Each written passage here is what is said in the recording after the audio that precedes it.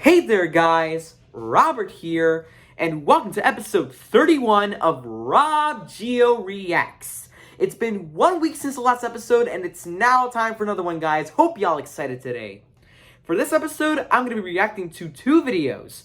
Logo Evolution number 1, ABC by retroGALAXY, and ranking Aphex Twin's drukQs, or drukQs, Megacollab by rum3n. Okay, so, Logo Evolution number 1 was requested by retroGALAXY himself, and, the Megacollab ranking, again, for drukQs was requested by no one. The links to the original videos, as well as the links to the channels of retroGALAXY and rum3n will be in the description down below, in case if you're willing to watch the original videos and subscribe to their channels to give them lots of support. So, we're starting off with, Logo Evolution number 1, by retroGALAXY. I think it kind of started it all for him, and, you know, for me at least. Of course, he made videos before, but I think it was under, like, a different name, like Ray TV or something. But I think it all started for him, for me, because, you know, the first video I watched from him was his video about him congratulating me on 2,000 subscribers back in 2019. And then he started to create a Logo Evolution, like Logo history series of his own called Logo Evolution. And as of recording this, he has made 30 episodes so far.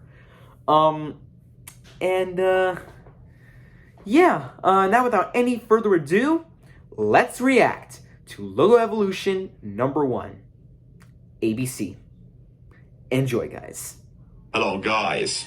retroGALAXY here, and welcome to the first ever episode of a series I like to call Logo Evolution. Yep, the place where it all started. Where we talked about logos over the years. This series was inspired by RobGioReacts. Hey, that's me. I also remember when he used KineMaster before, you know, he switched to Olive eventually, like many episodes after. It's logo history, so buckle your seatbelts, because this is gonna be a great episode in this series premiere. We're gonna be looking at ABC. This episode is inspired by one of the pre-retroGALAXY era. History of ABC Entertainment 2001 to 2014. Which, you know, by the time I saw this video the first time, yeah, I just want to let you all know right now, I've seen Logo Evolution number 1 before, but by the time I watched Logo Evolution number 1 the first time, History of ABC Entertainment 2001 to 2014 was, you know, his most popular video. Until another video of his from, like, years ago surpassed that video view-wise. So, yeah. And also, logos were taken from Logopedia. Credit goes to everyone. Y'all know the drill. Well, probably. So that being said, let's get started. But before we take a look at it, let's look at what ABC is. ABC is an American commercial broadcast radio and television networks that is a subsidiary of the Disney Media Networks division of the Walt Disney Company. You know, at this point, I think Disney just owns everything. I mean, like, they acquired Blue Sky Studios, you know, in 2019, but, you know, that didn't really last long when, they shut Blue Sky Studios down, you know, like a month and a half ago, because, you know, COVID's a thing right now, so, yeah. The network is headquartered in Burbank, California, on Riverside Drive, directly across the street from Walt Disney Studios and adjacent to the Roy E. Disney Animation Building. Now, let's get started, shall we? Yeah. 1948 to 1952. ABC was launched as a radio network, and this is what the logo looks like when it's launched. This logo has black classical text saying American Broadcasting Company. Yeah, that was their first logo, just text. That's it. 1952 to 1953. We now have a black outer circle and a gray inner circle with the words ABC. Also, you know what this actually reminds me of? This logo actually reminds me of like when you there's this red button that says that has the words "that was easy" on it, and when you press it, it says "that was easy." Kind of reminds me of that. Have a black outer circle and a gray inner circle with the words ABC. 1953 to 1956. We have an eagle holding a lightning ball. And we have stars surrounding a black circle that said ABC. Yeah, that logo looks really majestic right there. 1956 to 1960. We have the word ABC being surrounded by a lowercase a, and we have the words television network at the bottom of the lowercase a. 1960 to 1962. We have a rectangular box with a line at the middle. The left side is the word ABC, and the other side is the words American Broadcasting Company. 1988 to 2007. We now have a dot that say ABC at it. Yeah, now the ABC logo is starting to take shape, as the logo we know today. So, yeah. 2007 to 2013. Classic logo alert. This logo is similar to the previous logo, but with the glossy look. 2013 present. Just like the two previous logos, we have a dot that said ABC, and we have a gray thing in the logo. Which is called a gradient.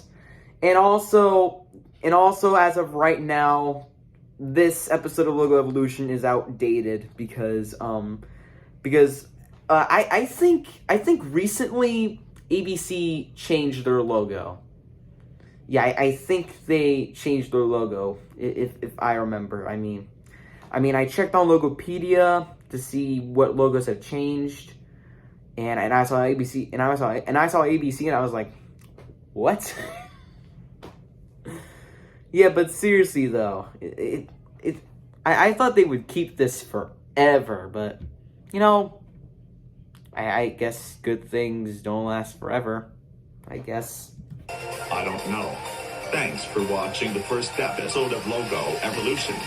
Don't forget to like, comment, and subscribe to retroGALAXY. Goodbye.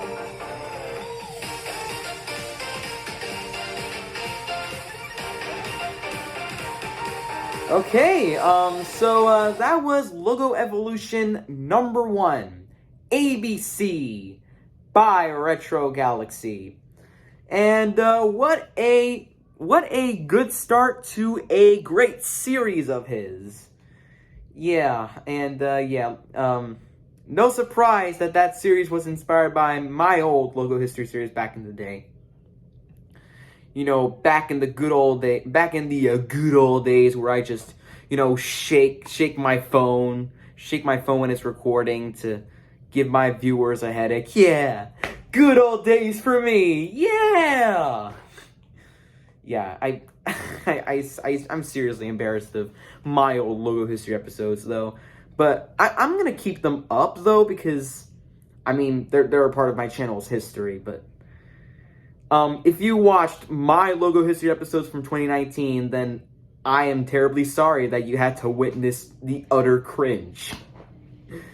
But, Logo Evolution number 1 ABC, the video that we just watched right now, like I said, what a good series, what a great start to a great series. And, yeah. Again, that was Logo Evolution number 1 ABC by retroGALAXY. And now that segues us into our final video of today already. And that video that I'm going to be reacting to in question now is the Megacollab ranking for Aphex Twin's drukQs, or drukQs. Which is, in my opinion, one of the greatest albums of all time, period. What an amazing album.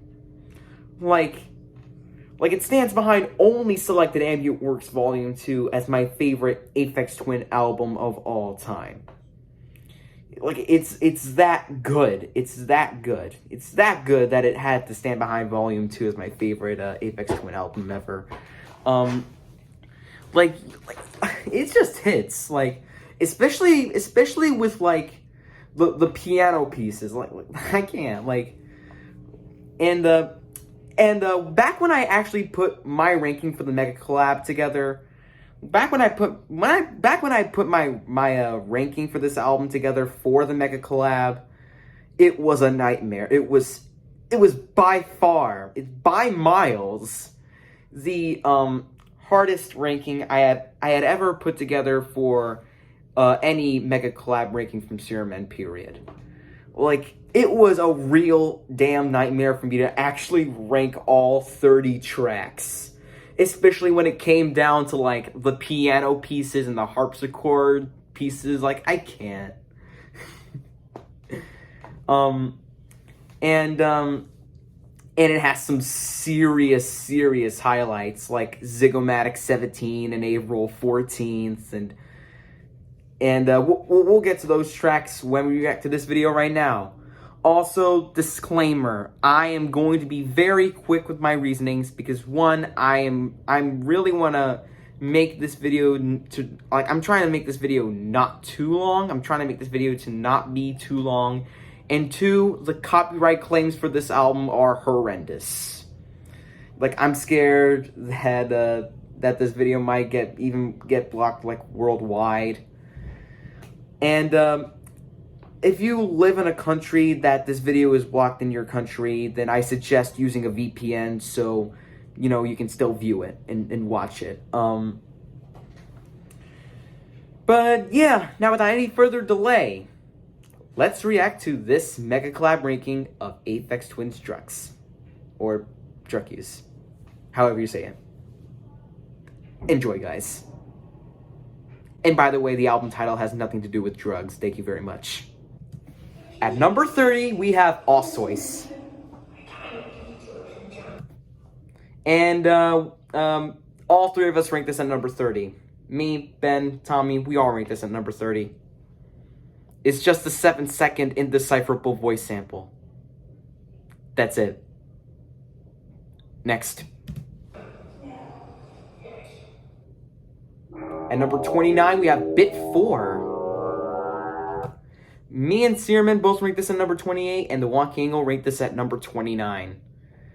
Bit 4, I really don't have much to say about it. It's just a warped synth played a total of twice. That's it. Next.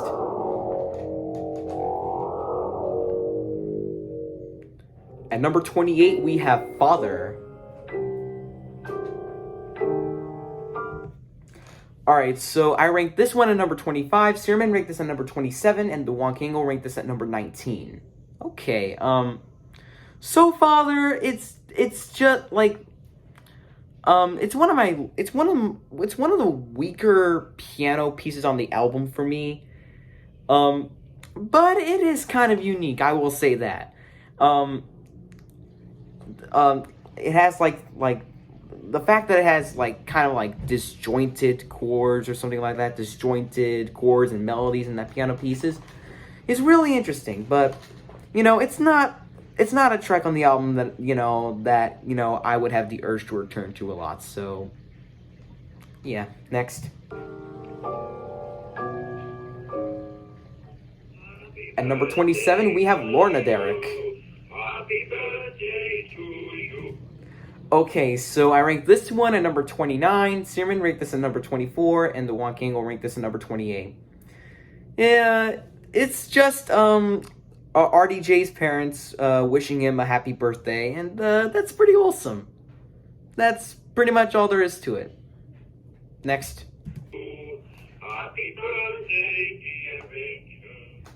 At number 26, we have Prep Warlick 3B. I ranked this one at number 27, rum3n ranked this at number 23, and the Wonkangle ranked this at number 26. I really don't have much to say about this either. It's not one of my favorite harpsichord or prepared piano pieces on the album or whatever. I think it's like a bit I think it's like a harpsichord piece, but I don't know, but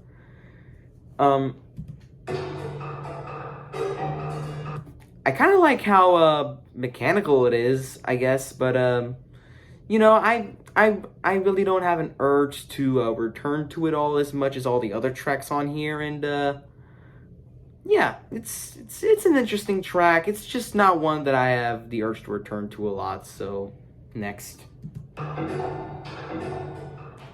At number 25, we have QK Third, which is apparently also known as Pentiharmonium. So I rank this one at number 23, Searman ranked this at number 13, and the Wonky Angle ranked this at number 25. Yeah, QK Third, it's also a really unique track on the album. It's in like the bottom third of my ranking. That means, you know, replay value wise, I don't have an urge to return to it a lot. But it is an interesting and unique track on the album. It kind of sounds like the organs. They kind of remind me of like a circus organ or something. I mean, it kind of sounds happy, but also at the same time, it has like this like depressing edge to it, if that kind of makes sense. I don't know, but yeah, I like QK Third. It's a good track. I don't have an urge to return to it though, so yeah, next.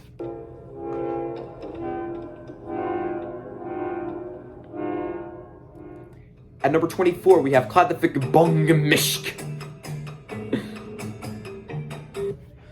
Alright, so I ranked this one at number 26, Searman ranked this at number 29, and the Wonky Angle ranked this at number 18. Kladafik. Yeah, yeah, it might be probably my like least favorite of all the harpsichord pieces out there. I mean, probably not, but yeah. This track, I really don't have anything much to say about it. It's just a little harpsichord piece there. I like it, but I mean, I really don't have an urge to return to it a lot. So yeah, I really got nothing much to say about it. Next.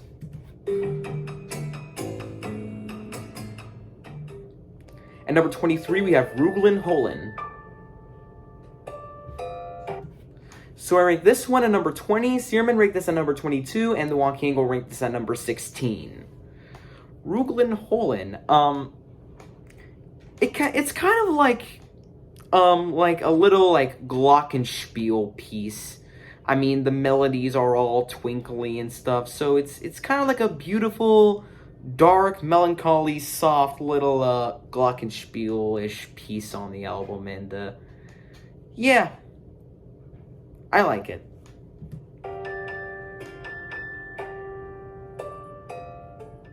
At number 22, we have Orban EQ TRX4. Alright, so I ranked this one at number 21, Searman ranked this at number 17, and the Wonky Angle ranked this at number 27. Orban EQ TRX4. Wow, IQ Jam ranked it at number 5. It's also a really good track. I kind of like how funky it is with its like catchy bass. You know, it also kind of sounds underground. Just listen to that.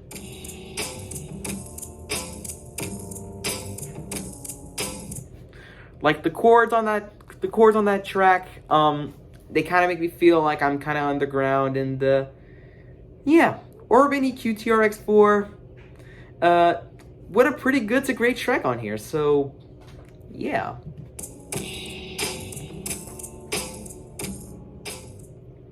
At number 21, we have Dvorak 2.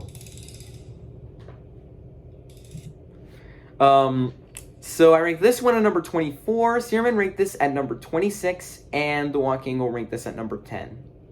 I'm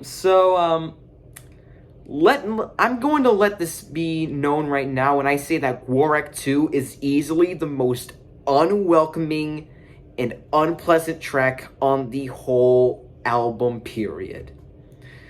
Scraping metal sounds, metallic sound effects, humans screaming, and not a single beat to be found at all. It is kind of unsettling, but, you know, even if I rank this at number 24, I still really like it a lot, and it does not feel out of place on the album here. So, yeah. Yeah, next.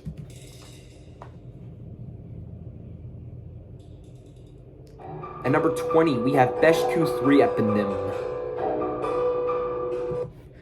I rank this one at number 17. rum3n ranked this at number 20, and LaWonKangle ranked this at number 23. I think this is kind of another harpsichord piece. I'm not really sure if it kind of sounds like a harpsichord piece. Just listen to that and let me know if it's a harpsichord piece, because, just, yeah.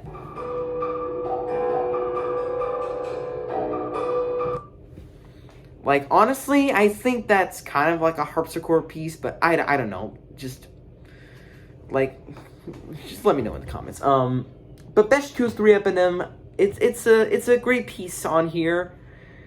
I like the overall vibe this track gives me, and yeah. And again, I'm sorry if I seem like I'm not coming up with like, in-depth reasoning over here, but honestly, again, the copyright claims on this album are horrendous, and I really want to make sure that I don't want to go through copyright hell right now. So yeah, next one.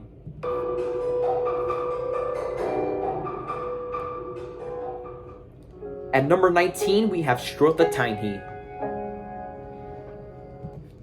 Alright, so I ranked this one at number 15, rum3n ranked this at number 4, and LaWonKangle ranked this at number 8. So drukQs, it's a really, really, really great piano piece on the album. I really don't know if this is true, but I think drukQs kind of translates to the term deathbed. I really don't know if that is true or not, but yeah, yeah.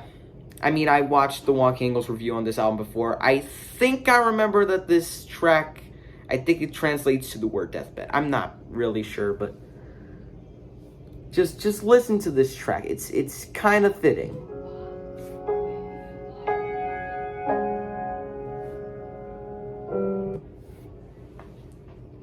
Yeah, it's a really great piano piece. I really love the vibes this one gives me, and that's pretty much it. Next. At number 17A, we have rum3n. I ranked this one at number 7, rum3n ranked this at number 6, and LaWonKangle ranked this at number 21. Okay, rum3n. I really, really, really, really, really, really, really, really love the shit out of rum3n. Just what a beautiful track. It makes me feel like I'm in a church. With its like, because the instrument kind of, because the reverb on like the instrument, I think it kind of sounds like the reverb on the instrument. It kind of gives me like so many church vibes. And yeah, got nothing much to say about rum3n. Just a serious highlight on the album. Next. At number 17B, we have rum3n.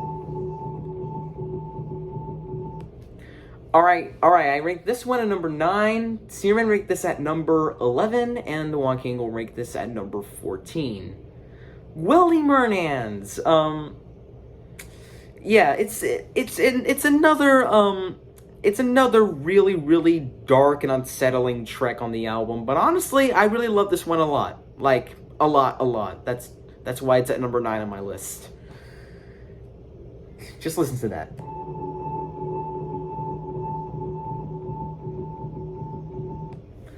Just this one just gives me some serial killer vibes. Like, I wouldn't be surprised if this was featured in like a scary it's like a scary like movie like Friday the 13th or something.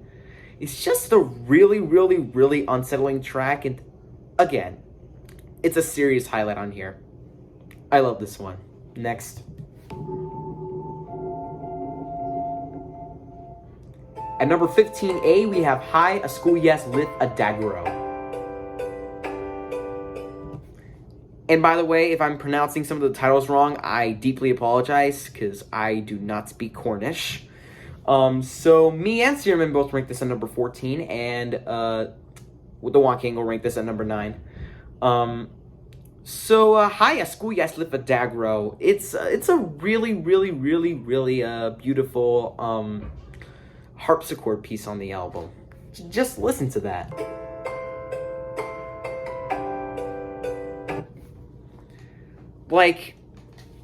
It kind of reminds me of the track. It kind of reminds me of part 1 of The Box by Orbital from their 4th album, Insides, because it's just that kind of like soft track that's kind of a sign of what dread there is to come, if that kind of makes sense. But yeah, I love this one. Arguably one of my favorite harpsichord tracks on the entire album. Next.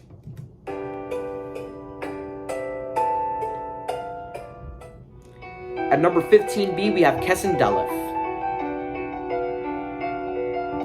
I rank this one at number 19, Searman ranked this at number 25, and the Wonkango ranked this at number 12. So, Kessin Dalef, it's really giving me some, like, classical music vibes. Like, you know, kind of, it kind of reminds me of, like, a Beethoven piano piece. Probably somewhere in between Fiorelise and Moonlight Sonata. Just this really, really beautiful track that just reminds me of classical music. So, yeah. Even if I rank this one at number 19, I still really like this a lot. I recommend this one. Next.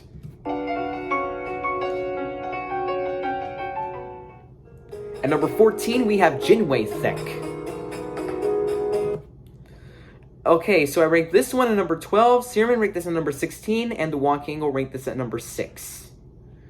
I mean, what can I say? It's the intro to one of the greatest albums ever made. And yeah, even if I rank this one at number 12, I mean, again, I see, like I mentioned before, like, this was very hard for me to rank, so, yeah, this was very close to entering into my top 10, like, for real, like, it was close to entering into my top 10, but, you know, it's a number 12, but I still really like this a lot. Jinwei Thek, it just hooks you in, it just lets you know what you're getting into, along with Vord Hospen, and we'll get to that track later on, but, yeah. I love Jinwei Thek. Next.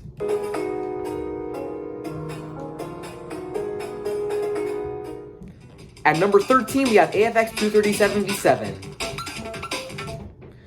Alright, so I ranked this one at number 8, Searman ranked this at number 12, and the Wonkango ranked this at number 20. So yeah, Aphex 237V7. From what I remember about this track, it's kind of like, I think this track is kind of like, you know, like a Texas Beach Boys or something, spelling, like saying, like, the word Aphex and completely failing, I suppose. Yeah, and it's, like, being spoken over this really, really intense drill and bass beat. And, yeah. I love Aphex 237V7. It's a real serious highlight on here, and I recommend it. Next one.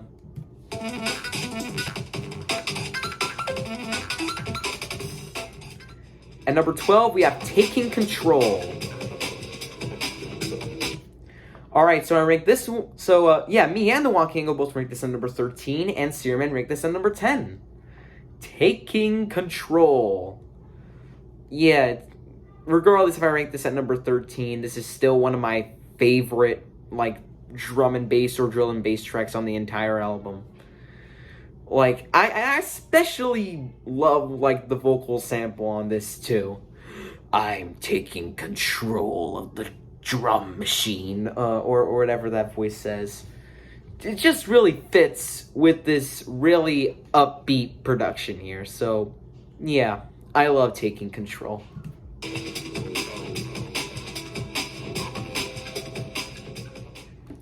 At number 10A, we have 54 Wow, I messed up. So, yeah, at number 10A, we have 54 Simru beats. So I rank this one at number 16. Searman ranked this at number 15, and the Walking will rank this at number 22. Yeah, I like 54 Simru beats a lot. Yeah, I really love the intense drill and bass production on here, and the vocal sample that goes "Guppy Bear" or "Gummy Bear" is mildly entertaining. So, yeah, I love 54 Simru beats.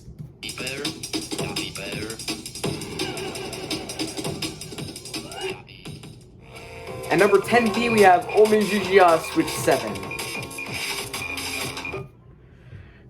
Like, again, if I do mispronounce some of these titles, man, just look at this shit. How do you even know how to pronounce this? What is the correct pronunciation for this? Omijijia, I'm sorry, I don't know how to pronounce that. So I rank this one at number 22. Searman ranked this at number 21, and the Walking will rank this at number 17. So, the most memorable thing about this track is its whipping noises in the beginning, I believe. And, it's just a really nice, drill and bass, drum and bass track from front to back. I think it's drill and bass, so, yeah, listen to that.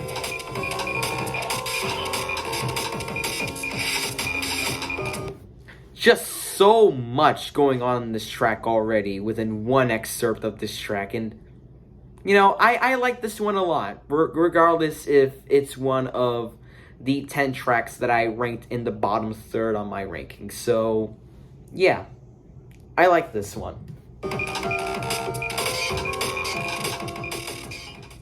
At number 9, we have Meltface 6. Alright, so I ranked this one at number 10. Searman ranked this at number 19, and the Walking ranked this at number 24. Meltface 6. Yeah, I love Meltface 6 a lot. I love it a lot. Just again, listen to that.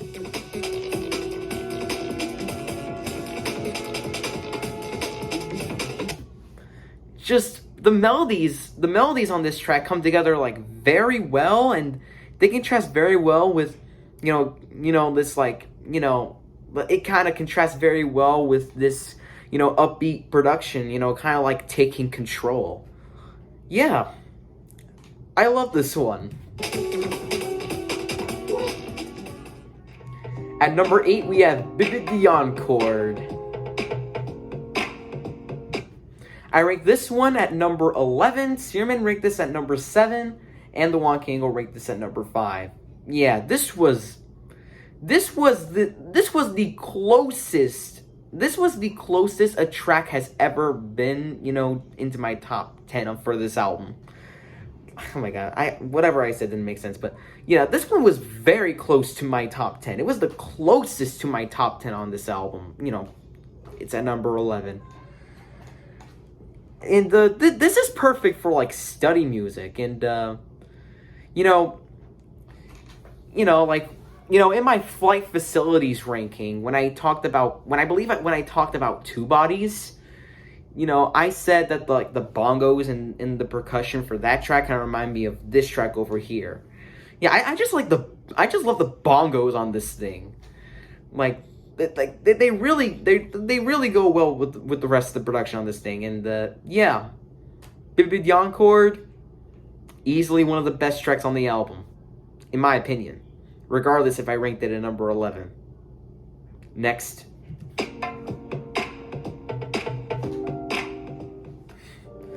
At number 7, we have Patia Till CX Hidadui. I ranked this one at number 4. Searman ranked this at number 5, and the Juan King will rank this at number 1. No surprises there. Yeah, Patia Till CX Hidadui. Wow, what a beautiful piano piece right here. Just so beautiful. It's kind of like this album's equivalent to Rhubarb. Like, seriously, this album's equivalent to Rhubarb from Volume 2. Because it kind of makes you... Because, it's kind of, like, slow and plodding and relaxing. And I honestly feel like this is kind of, like the opposite of Rhubarb. You know, Rhubarb, it just transfixes me. This one makes me feel, like, isolated and lonely inside. It's a melancholy piano piece, and honestly, I think it's like one of the best. It's probably my top 3 favorite piano pieces on the entire album. Just wow, so beautiful. I love this one. At number 6, we have Cock for 10. All right, so me and Searman both ranked this at number 18, and the Juan King will rank this at number 15. Yeah, I like this track a lot. So yeah, I'm actually I was not expecting this track to be as high as it is, but yet I'm unsurprised by it because, you know, it seems that in this ranking the drum and bass tracks or drill and bass tracks are, like, you know, in higher placements than, like, the piano pieces. So that really does not surprise me at all. Cock for 10, it has really nice drill and bass production. The vocal sample is pretty cool, though I'm not gonna say it because you know it has a bad word in it, and I'm worried that if I say it, we get the yeah, yeah. But other than that, I like Cock for 10.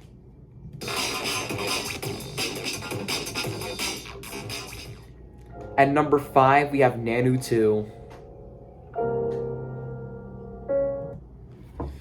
I ranked this one at number 3. Searman ranked this at number 2, and the Juan King will rate this at number 11. Oh my god. This is actually emotional. Oh my god.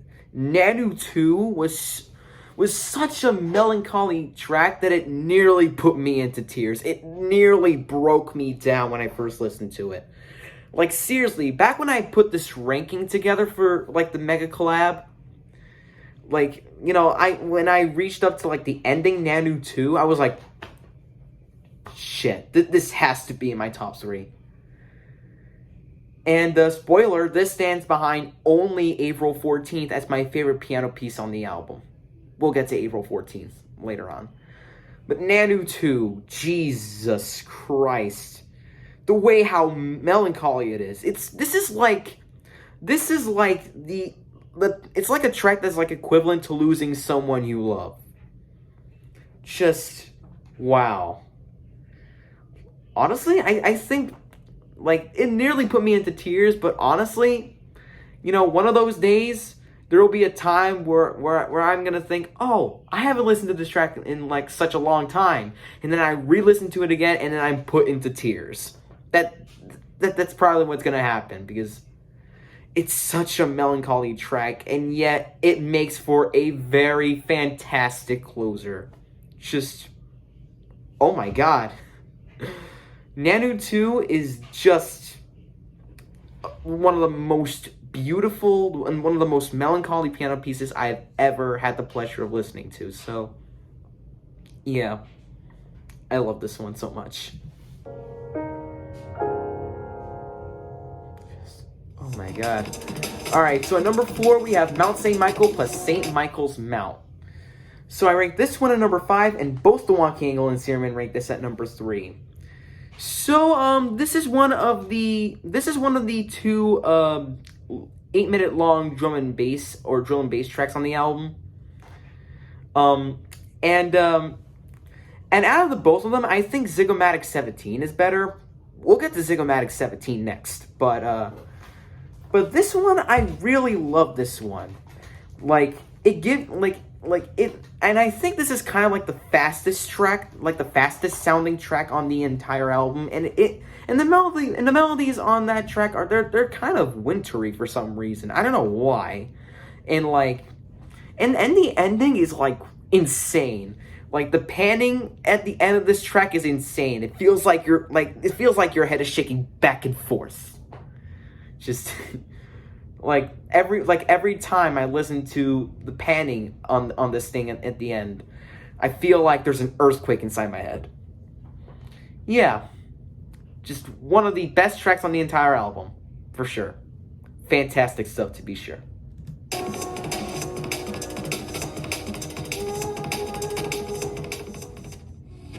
At number 3, we have Zygomatic 17. Alright, so I rank this one at number 1. rum3n ranked this at number 9, and the Wonky Angle ranked this at number 4.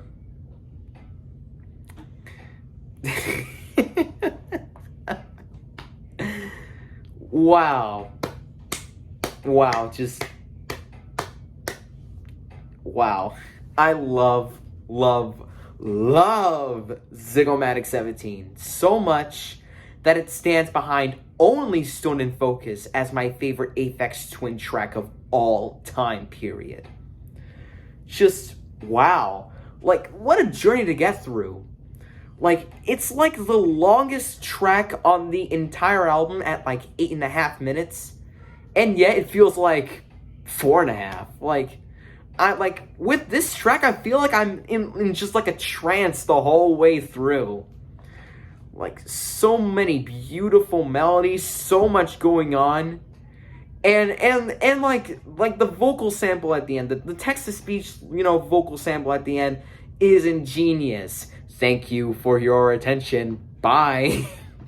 That ending to this track, it feels like, it feels like it should be the ending, although I am perfectly fine with Nanu 2 being the actual ending for the album. But, Zygomatic 17 would have fit for an awesome ending as well, because of that thank you for your attention sample. Just, oh my god, what an 8-minute journey, man. Like, I love this track so much.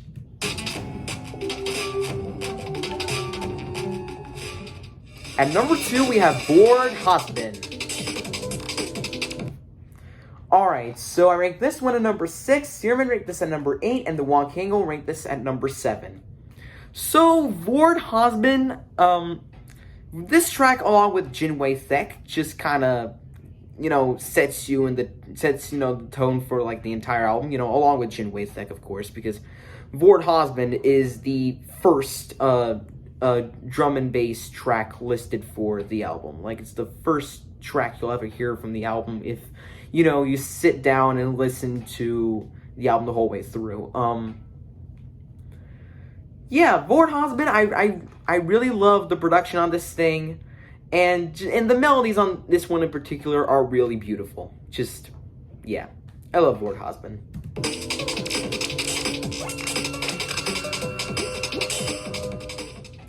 And finally, at number 1, we have April 14th. Alright, so me and the Wonky Angle both ranked this at number 2, and rum3n ranked this at number 1. Yeah. Obvious pick is obvious, but wow. What a beautiful piano piece right here. Just, damn. Listening to this album, Zygomatic 17 really, beat April 14th. That's my favorite track on the album, coming back to this album. Hell, I can even go as far as to say that Zygomatic 17 has always been my favorite track on the album. But April 14th, Just wow, what a beautiful piano melody. It's such a nostalgic sounding melody. The sound bitch said that it kind of reminded her of like, you know, all the friends that she found and lost over the years. I kind of agree with that perspective too. Just, yeah, it's just a really, really beautiful sounding piano melody, and you know, it's one of the most iconic sounding Aphex Twin tracks of all time. And remember when I said that Rhubarb was the most iconic track Aphex Twin has ever made? Honestly, I'm gonna have to snatch that award away and give that to April 14th. Because it is very, very iconic. I mean, for anyone who listened to this album back in the day, someone would play, you know, this on the piano, people are gonna be like, oh, I remember that piece, it's April 14th. And, you know, like, and especially for any Aphex Twin fan, you know, whenever they see someone play this piece, they're gonna be like, oh, I remember this piece. It's April 14th. And yeah, just got nothing much to say about this. Just one of the most iconic tracks, you know, Aphex Twin has ever made, and for good reason. Awesome track.